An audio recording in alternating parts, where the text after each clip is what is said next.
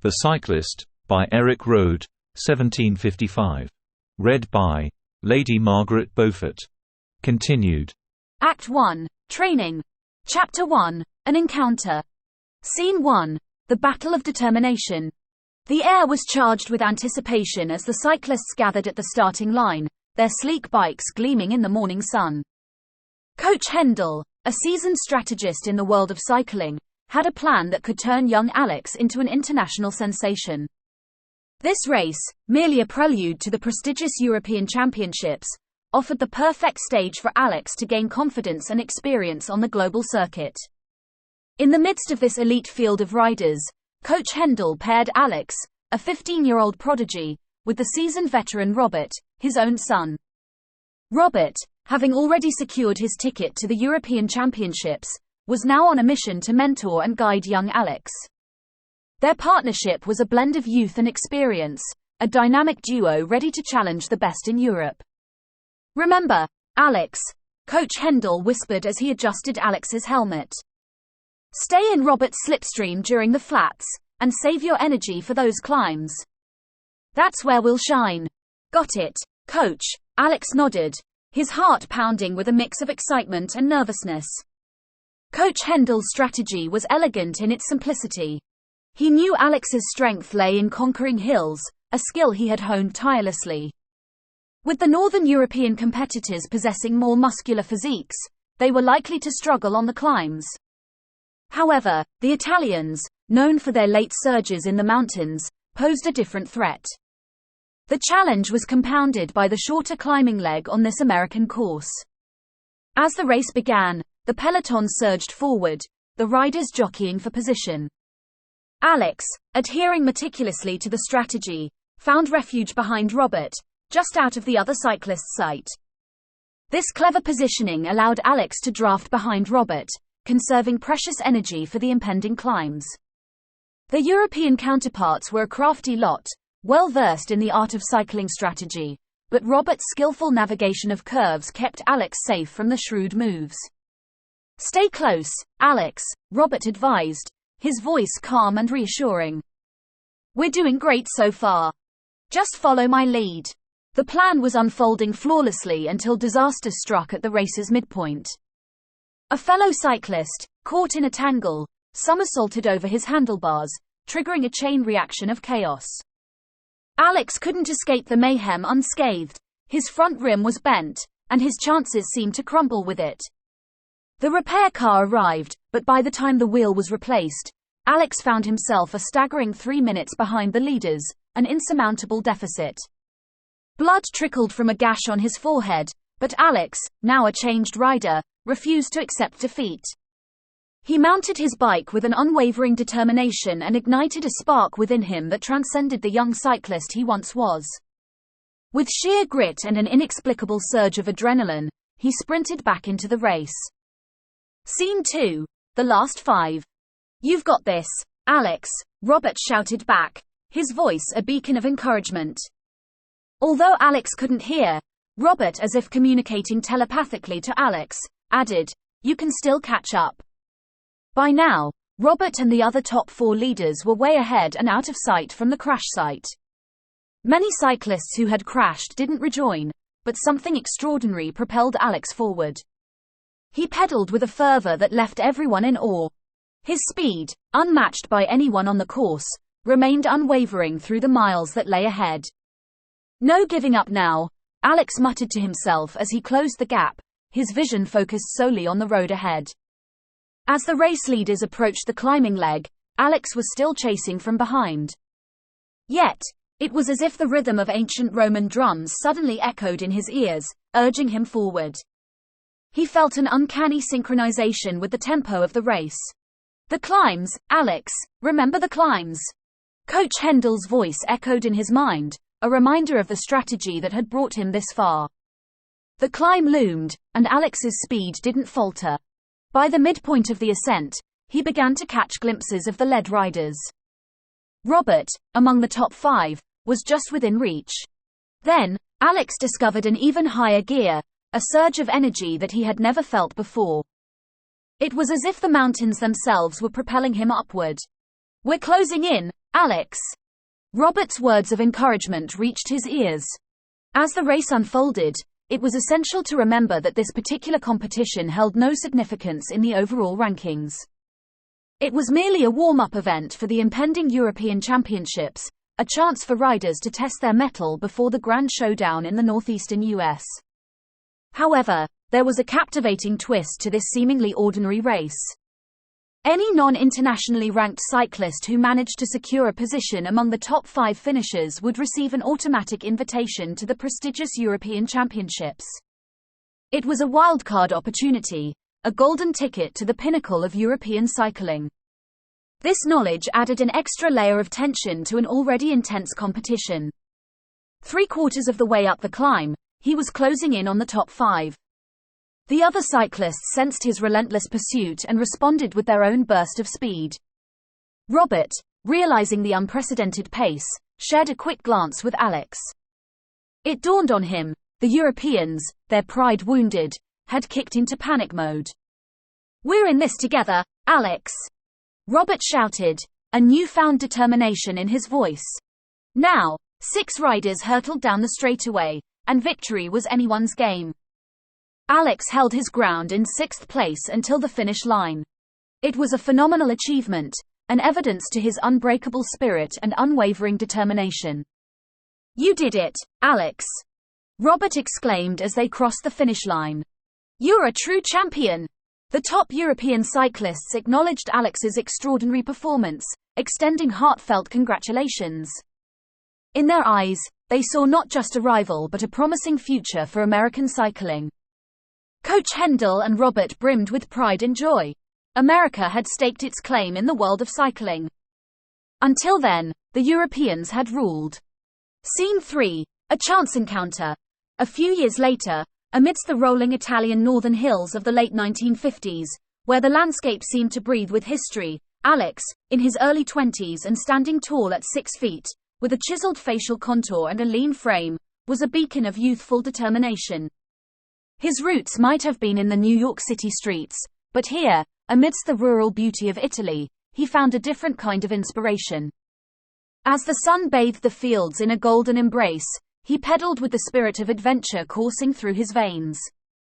With the wind tousling his short blonde hair and his chiseled features set with determination, Alex turned to his teammates and said, "Let's give it our all, guys.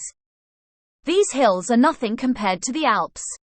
His teammates, some of them more seasoned in the sport, acknowledged his prowess. Alex's muscular legs powered him forward with each pedal stroke, propelling him through the winding roads of the Italian countryside. His athleticism was undeniable, and it was this physical strength that often set him apart in the world of competitive cycling. His teammates echoed their enthusiasm, and together they carved through the winding roads, their synchronized movements a witness to their rigorous training.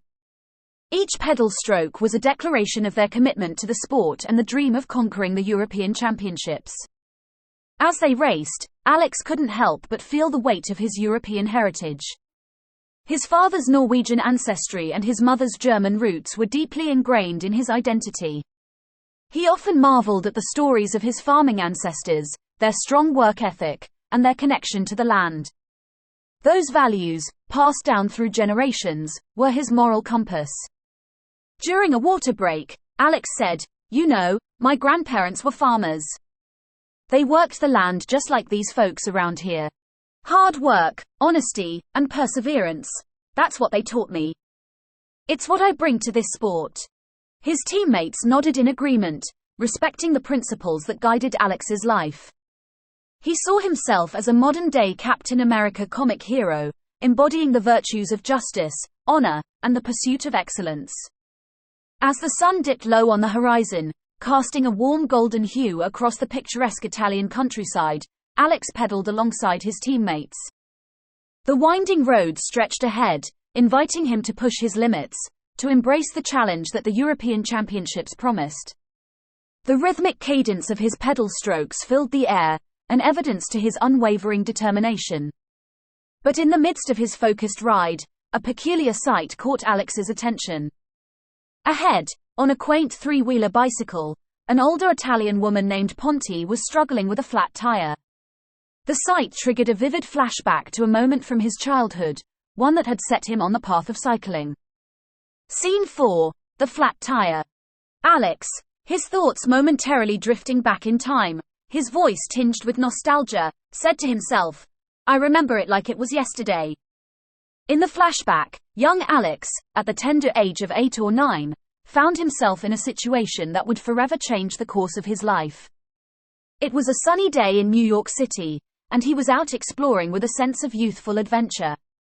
He had ventured far from home when he encountered a scene that etched itself into his memory. He stumbled upon a group of kids gathered around a broken-down bicycle. The bike's owner, a boy around his age, looked distraught. The tire was flat, and the other kids were teasing and taunting him. But instead of joining in, young Alex felt an unexpected surge of empathy. Young Alex, looking at the distressed boy, his eyes filled with determination, said, "I can help you fix it." With little hesitation, Alex rolled up his sleeves and got to work. He had watched his father tinker with tools in the garage countless times, and some of that knowledge had rubbed off on him.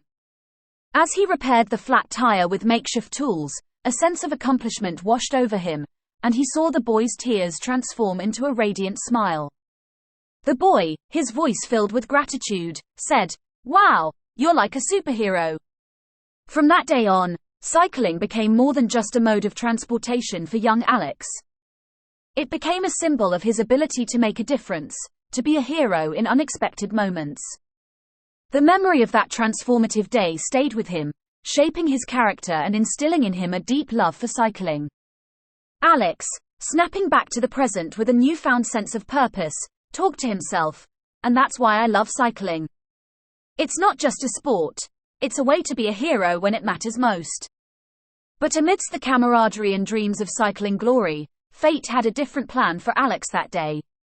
The sight of Ponty struggling with her flat tire tugged at his heartstrings. It was a moment that defined the essence of Alex, a compassionate hero ready to lend a helping hand. Alex, to his teammates as he veered off the training route, yelled, "I'll catch up with you guys later. There's someone who needs our assistance."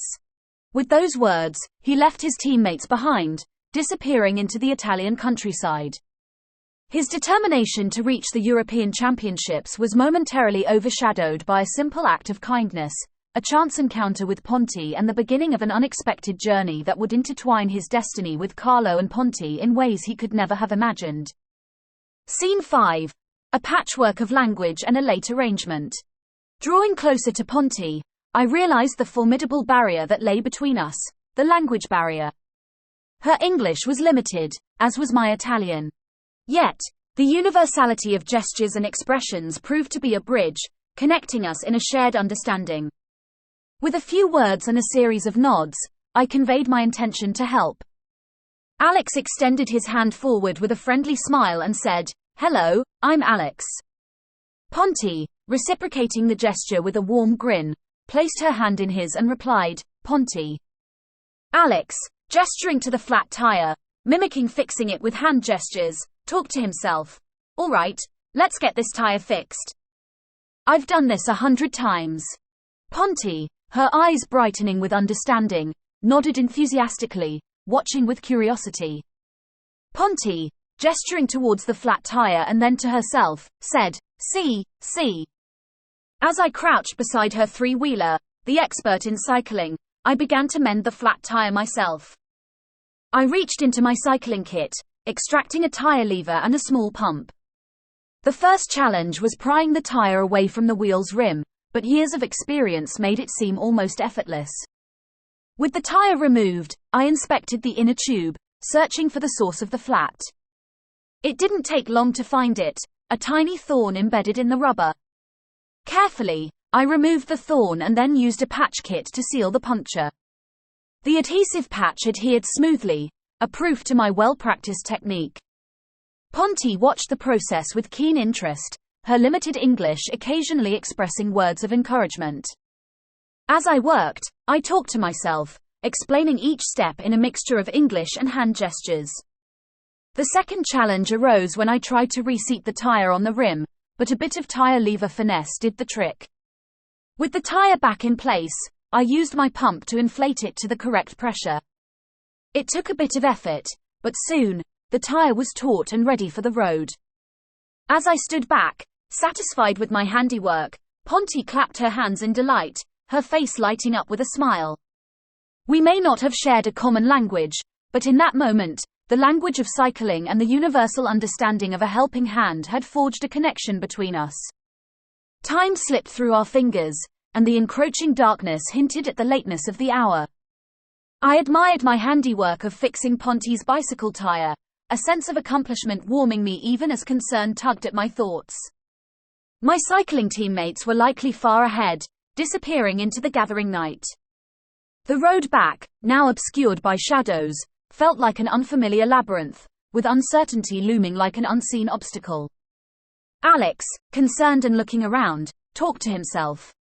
My team. They're probably way ahead by now. Ponty, her gratitude unwavering, could sense my unease. She extended a heartwarming invitation, her limited English and expressive gestures making her intent clear. She insisted on escorting me to her home, assuring me that it was not too distant. Gratitude swelled within me, a sentiment that transcended the boundaries of language.